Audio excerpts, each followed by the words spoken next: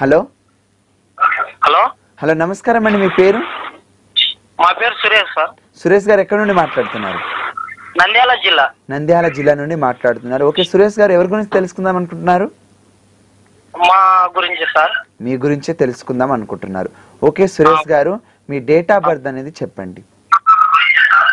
1996 1996 November 12. November 12. Suresh గారు, దయచేసి మీ TV volume అనేది మ్యూట్ చేస్తే బాగుంటుందండి. టైం చెప్పు. ఏ సార్? మీ మ్యూట్ చేయండి, టీవీ వాల్యూమ్ అనేది మ్యూట్ చేయండి దయచేసి. టైం చెప్పు. ఓకే అండి, సమయం చెప్పండి. సమయం ఏ సమయంలో జన్మించారు మీరు? ఎప్పుడు నేను పుట్టినది రాత్రి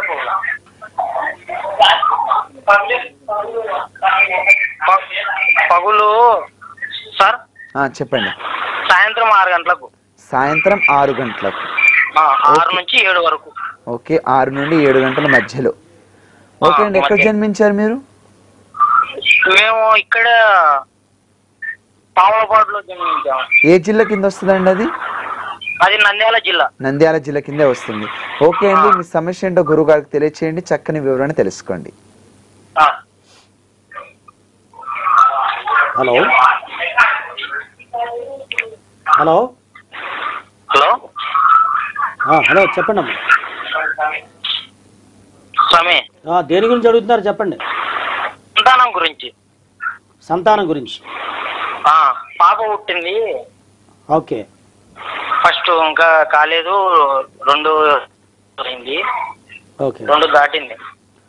అదే అదే. ఇప్పుడు ఇంకొక సంతానం గురించి చూస్తున్నారు మీరు?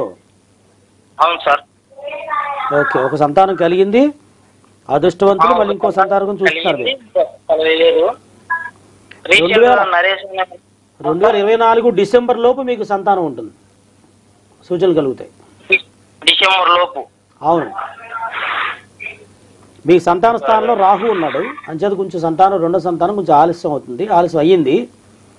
2024 డిసెంబర్ లోపు మీకు సంతానం. ఒకవేళ ఆటంకాలు కలిగితే గనక శుక్రుడికి, రాహుకి, కేతుకి చేయించండి. ఓకేనా? ఎప్పుడైనా అవసరం కాల్ చేయండి. గురుగారు చెప్పిన